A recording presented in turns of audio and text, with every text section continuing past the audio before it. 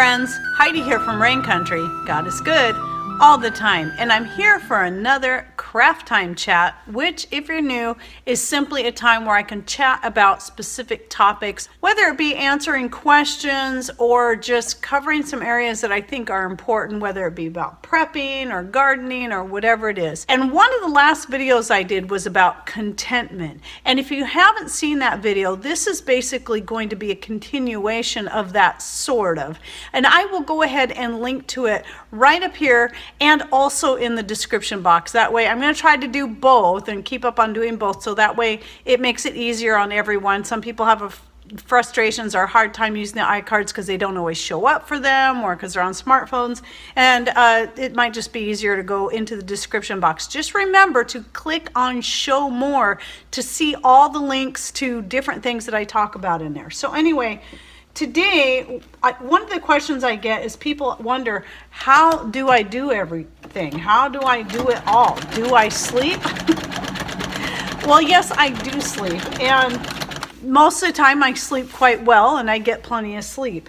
But how do I squeeze all of the things that I do into a regular day? You know, from making YouTube videos, shooting YouTube videos, editing the videos, making the skirts, and gardening and cooking and baking from scratch and making soap and so on and so forth.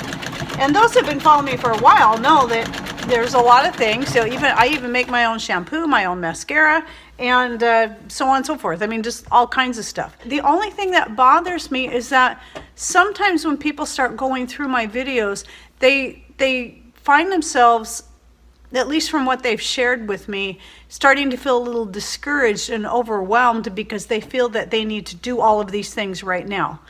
But that's not the way it needs to be done. And to be honest, before I got to where I am now, I felt the same way. When I understood, I mean, I've always been pretty much a DIYer in a lot of ways. I've always been very motivated to do stuff and stay busy all day and to make things, cook and bake from scratch. But as I started learning about, and if you don't mind me sharing, my own story about how I got here, as I started learning about the importance of growing our own food, because you start seeing what's going on out there in the conventional, when it comes to food, buying food from the store and what they do to the food, whether it be animal products or produce, it's some scary stuff. And that includes beauty products, from shampoos and soaps to deodorants and toothpaste. Well, and then also looking at things from more of a prepper standpoint, when you kind of get into that sort of, what do you call it, that panic stage, when you realize what's really happening on the political realm, on the environmental realm, all of it. And you realize the importance of going back to learning some basic skills and doing things for yourself and getting yourself in a better place to be prepared for whatever life may throw your way. And you kind of get a little bit panicky, and there's a certain phase, the 1.5-year freak out phase, where you also often tend to find yourself falling for a lot of conspiracy theories that are theories, not facts. There are some conspiracy facts, but there's a lot of theories out there that are a little bit wacko. And if you don't watch yourself, you can fall for that. And I also have a video out there called Are Preppers Crazy that I suggest that you check out, which again I'll link to up here and in the description box. And then another video before I continue, that I want to remember to mention is my one on time management, because that one even more so fits into what I'm talking about here. So go ahead and find those links if you're interested. I recommend, if you're watching this video, then you probably want to watch the one on time management, because time management plays a big part in how I do it all. But it's really more than just time management. So anyway, when I first really started thinking about this stuff and thought, man, I got to start gardening. I want to start growing my own food. I want to get chickens. I want to start making all my own this and that and so on and so forth. And boy, I tell you, I felt really overwhelmed with everything that I needed to learn and wanted to do. And so you have to look at it this way. When you're a child and you're learning how to read, you don't go from one day being 4 years old saying, gee, I want to learn how to read, to the very next day you're reading full novels. It just doesn't happen that way. What do you have to do? You have to learn things a little bit at a time. You start by learning the alphabet. You got to know the names of the letters and the sounds they make. Then eventually you start learning how to put those letters together to make words, and so on and so forth. And you know how it goes, and it can take a few years to become an avid reader. That applies to learning a foreign language or anything else. So when you make the decision that, gee, I need to become more self-sufficient, I need to learn how to be more frugal, and these are two of the main things that cause people to want to go to a more this kind of thing where you're sewing your own clothes and growing your own food and so on. It's out of the necessity of being frugal or desire to be frugal and the desire to be more prepared for whatever life throws your way. But you cannot, I don't know, I shouldn't say you cannot, but it's pretty rare that somebody can take it all on at once and learn it all at once and start doing it all at once. And for some reason, when we look into these type of things, it is normal to want to do that, okay, I got to do all this.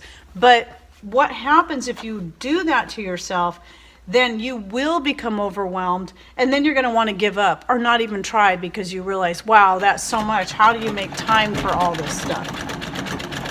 So let's just talk about gardening, for instance. Now, my first year, I've always grown something. Well, I shouldn't say always, but off and on.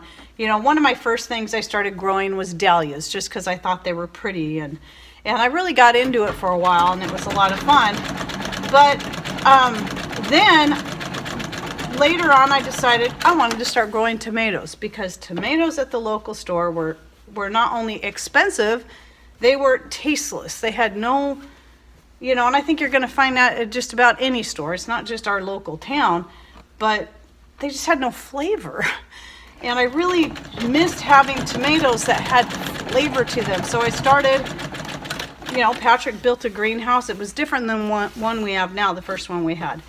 And we started growing our own tomatoes. And we did grow a few other vegetables, but the main focus for me was tomatoes. And I did that for several years, and eventually he built the new greenhouse and started doing those in there. Well, it's not new anymore, but the newer one. And, and that was all I did for quite a few years. Every once in a while, I might try something different in there added to the tomatoes, but mostly it was all about the tomatoes, because that was what I cared about the most. And then when I started really kind of becoming aware of all the things like I mentioned before and understanding the importance of growing more than just tomatoes, I really wanted to jump in and just have a huge garden, but that would have been a mistake. What I did do is we used to have an above ground swimming pool that sat in the middle of the backyard. And so at that time, when I decided I wanted to get serious about gardening, I didn't have as much space as I have now to garden because of the swimming pool and then a few other things. And so at that time I simply took that small area that I have the blackberries growing in right now that's between our back deck and our greenhouse. And then, and I worked it all up by hand. We didn't have a rototiller or anything at that time. And for a while, we had tried to grow raspberries there just because we like raspberries. But they never did well there for some reason. So anyway, I just dug, and so we just kind of let that sort of just go and left it alone for a while. So I took a hoe and some shovels and just went out there and dug everything by hand and then just planted as much stuff in there as I could. And the only thing that really did well in there were the Jerusalem artichokes and the snow peas. They both of those went crazy, as anybody who grows Jerusalem artichokes, or sunchokes as I think they're more aptly called, will know that they will grow just about anywhere. The snow peas I thought were only supposed to get 4 feet, and they got up to 10 feet. So we had to keep adding on a trellis, and it was all kind of rickety and thrown together. But at least I got snow peas, and I did still have the tomatoes in the greenhouse. But I also tried a bunch of stuff in pots on my deck, and this was before the blueberries. And even some of that at that time felt a bit overwhelming because it was a lot to maintain because I wasn't used to it. And I was also still teaching dance and taekwondo at the time. And I still had kids at home then, or at least one. I don't know if my other one was out of the home by then or not. I can't remember. But I know my youngest was still at home, and I was still homeschooling them. Then the very next year after that, we decided, let's get rid of the pool. It's not getting used enough, and turn the most of the backyard into garden. And so we did that, and wow, it seemed like a lot of work. And I remember Pat, saying then, well, you should start saving the seeds off this and saving the seeds off that. And at the time, I'm like, I don't want to think about that. I'm just trying to keep up, learn how to do what I'm doing right now with the garden. I don't even want to think about how to save seeds. I mean, tomato seeds, I got that figured out. That's fine. But the rest of it, no, I just don't even want to think about it. I don't want to worry about it and where to store them and what to do with them. And so, because just the thought of that alone, as easy as it seems to me now, the thought of that then was just, it had me just feeling really overwhelmed. And that's the thing.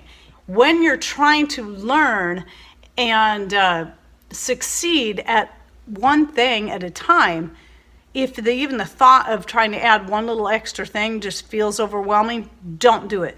If you say, okay, I'm going to do that, even though it makes you feel overwhelmed, just the thought of it, then you will become overwhelmed. And again, it's going to make you want to give up, and you're going to get discouraged.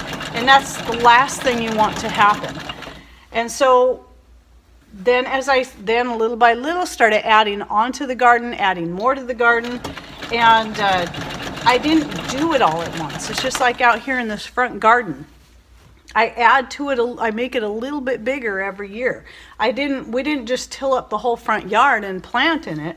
We just add to it. And as I watch how things grow and see how the zucchini does and the potatoes do better out here than they do in the backyard. The corn and beans do great in the backyard. I see I'm learning this stuff as I go. So I'm finding what things I can grow where the best and it also helps me make the most use of my space while doing that. If we had tilled up that whole front yard and I tried to plant everything in there, it would have probably been a horrible mess because I wouldn't have been ready to deal with everything and not even understanding how some things grow, what things grow best on what side of the property, what things grow best next to each other. It's best to just kind of experiment a little at a time, add as you go, one bite at a time or one step at a time. It's just like anything else you do in life. And so once you get to the point that it's like, okay, I feel pretty good about my garden, then start learning how to do other things. Start learning how to sew or crochet or make soap or whatever it is. But just one thing at a time, because you just simply can't tackle it all at once. But then what happens is as you start to get adept at something, and it's just like some people say they wouldn't be able to sit here and sew and talk at the same time.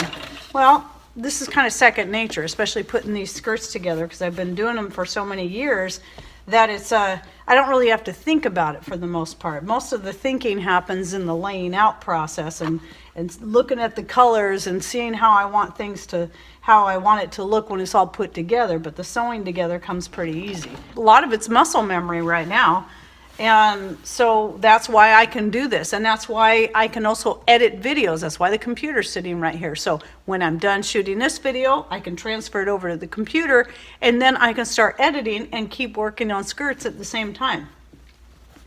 And so you start learning little tricks and how to make things work. You start learning how to, when you go out there to collect the eggs from the chickens, okay, I'm going to go ahead and grab this empty jug of water that I need to fill up with some fresh rainwater, filtered of course, out back, because I got to go out there anyway. It's those little things like that, and you learn how to set, like I have a certain place, I set my empty water jugs so that when I'm heading out the door, I'll grab that empty water jug, and if I'm going out there to pick tomatoes or pick beans or whatever it is, or get those eggs, that's what I'm doing. I'm going to go fill that water bottle or that water jug.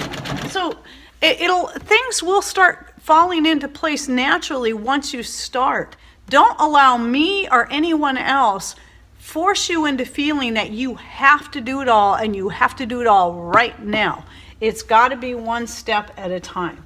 And again, as you master each thing and you start feeling like, okay, I don't even have to think about this anymore, and you realize I've got this job that I thought took 15, 20 minutes or an hour down to 5 minutes or 1 minute. And because you've got a rhythm down now, you've got a system. And you don't really have to think about it, or you don't have to even pull the recipe book out to read it, because that takes a lot of time. So don't be hard on yourself, and I think it's great to set your goals and set your standards high. We need to do that, but don't set things so far out of reach that you can't reach it, and that it then causes you to become discouraged and depressed, and then just not even want to try. And that happens to all of us. And honestly, I do have my days where I realize, oh my goodness, I still have to make a loaf of bread, and I still got to make this for dinner, and then I got to make some soap because I'm running low on soap, and I've got to oh no, we're about out of tooth powder. I got to make some more of this, and I've got a couple of skirt orders hanging over my head. And I need to shoot a video so that I can get it edited, so I can get it uploaded to YouTube, so I can stay ahead on my videos. So if any other major life event comes along, I'm covered if I need to take some time off. I mean, all these things some days I'll just start to feel so overwhelmed. And again, like I said, check out the time management video because I mentioned all this stuff in there too. But, and then what I have to do is I have to stop and say, okay, what is the most important thing that needs to be done today? And put those things in order of the things that need to be done. Some of the things I can do in tandem, like the skirt and the video editing. And other things I can set them up where I can do this on my way to do that, and so on and so forth. And then if I get it all that done, and the things that I put lower on the priority, oftentimes once I calm myself down and I do this, I find that I can actually get all those things done. And some days, no, I don't. But I don't stress it because I'm like, I decided, let's say the video thing, for instance. Sometimes I still feel the need to always be 2 to 3 weeks ahead. Well, why am I 2 to 3 weeks ahead? In case some days are too chaotic and stressful that I just can't do it. I have to remind myself that and say, okay, that's going on the back burner because I'm covered. I've got a savings account of videos, so I don't have to worry about it. And, well, if I happen to get to it, then cool. But if I don't, that's cool too. And then I can just let myself breathe easy and relax. I will say this though, the other thing that I do is like a lot of times we'll watch stuff on YouTube and whatever in the evenings just to relax. Sometimes we listen to sermons and watch, our favorite pastors and whatever. And while we're doing that is oftentimes when I'm doing other types of projects that I don't have to sit at the sewing machine at, or maybe I'm cutting out plastic bags and making yarn out of them to make a long-lasting tote out of it. Or maybe I'm crocheting a new hat or scarf or something like that. Or maybe that's when I'm cutting out fabrics for putting together another patchwork skirt and laying it out.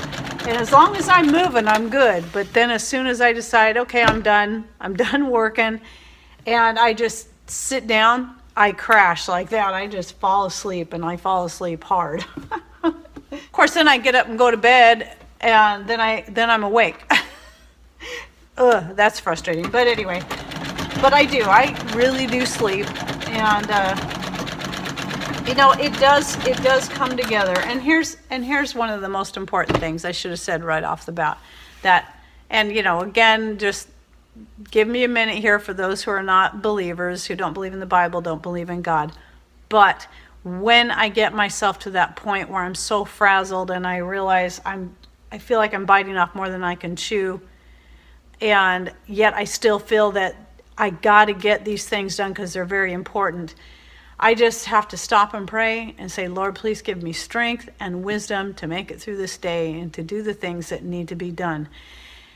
And then just take a deep breath and then move on. And I find that God is always faithful in following through on that. And it just falls together. It's great. And it's like I always say, God is good all the time. Even in the hard times, even in the deaths in the family and other different things that we have to deal with, we just got to remember who's truly in control. And all these things, all these hardships that we face, they're a part of life. They're a part of those things that shape us and form us and teach us to be faithful and strengthen us in our character and educate us in better ways to do things down the road. Like here's something that Ivana, Shadell's daughter, on Facebook, she had put, just today, in fact it was, if you had a time machine, would you go forward in time, back in time, or would you just leave it alone? Well, I think most people would say they would want to go back in time, and I think the reason for that is we think we want to go back and change the things that we've done wrong.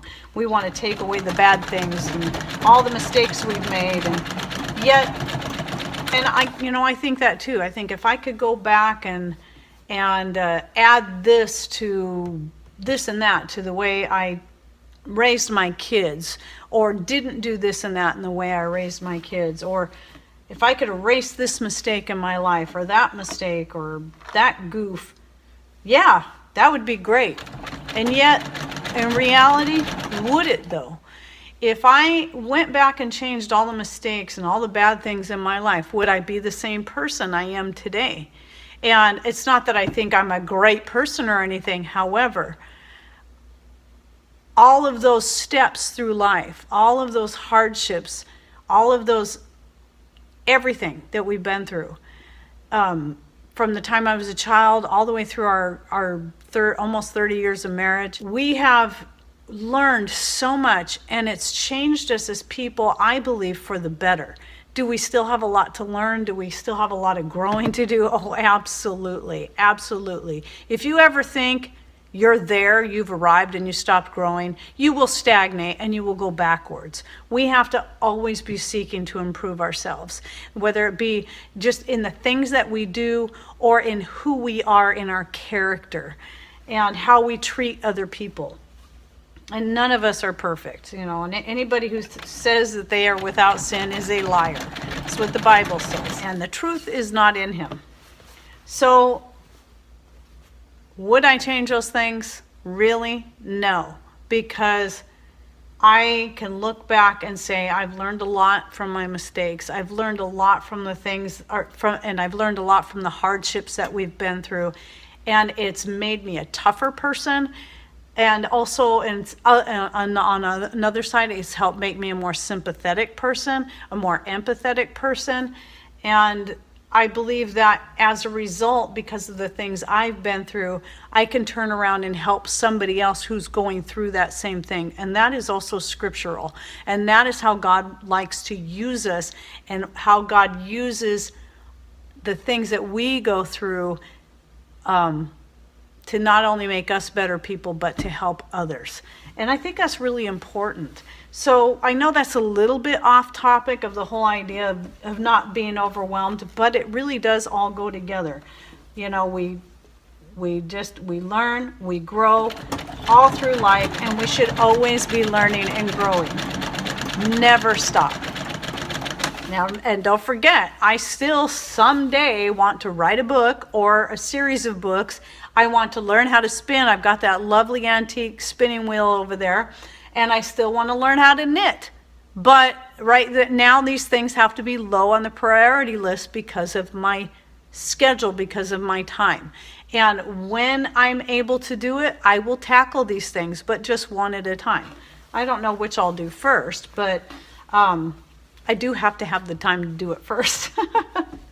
Well, I guess that's it. I think I've said everything I needed to say, and probably repeated myself a zillion times like I tend to do, as well as rabbit trailed as I often do. But thank you to all of you people who are understanding and patient with me when I rabbit trail, because sometimes I get people that can be flat out rude.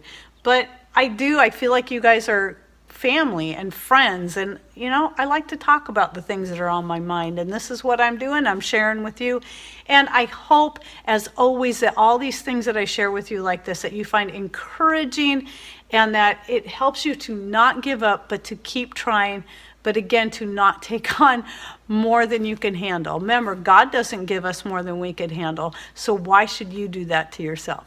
Okay, I hope you enjoyed this video. Thanks for watching.